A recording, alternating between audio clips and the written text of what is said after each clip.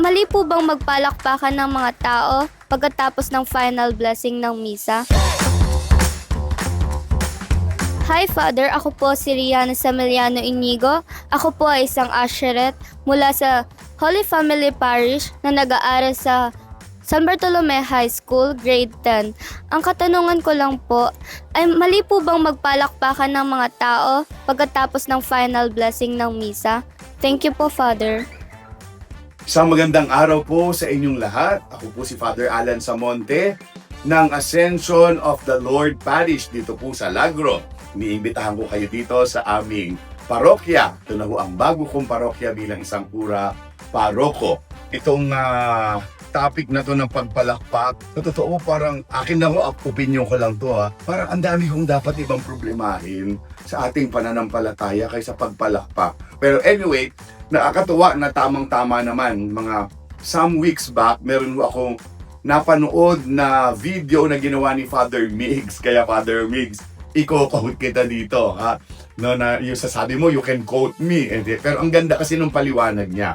Ang sabi niya, sabi daw ni Pope Benedict, wala dapat na pagpalakpak na nakatuon sa isang tao sa loob ng banal na misa. No? Yung pagpalakpak hindi dapat ginagawa pag ito'y nakatuon sa isang tao sa loob ng misa. Pero sabi naman daw ni Father Jenny Diwa na isang liturgist sa klase nila, sa atin daw mga Pilipino, ang pagpalakpak ay extension na ng ating pagpapasalamat, di ba? Kaya nagmimisa o hindi, pag may magandang balita sa'yo, ay, thank you Lord, di ba? Napapapalakpak ka, no? Pagka nagbubunyi ka, no? Pag nagsasaya ka.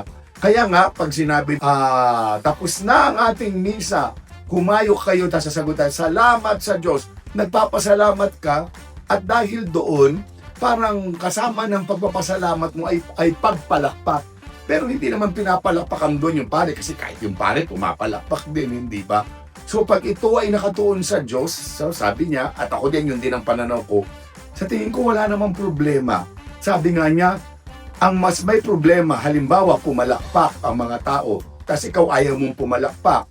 Ngayon, dahil pumalakpak sila, nabwisit ka. Sinong nasira ang araw? Ikaw. Di ba? So, sinong may problema? Ikaw na nainis dahil pumalakpak sila. Kasi yung mga pumalakpak, aalis ng masaya. Dala-dala ang mensahe ng banal na misa, dala-dala ang Panginoon. Ikaw, dahil pumalakpak, nasira araw mo. Sino ngayon ang apektado, no?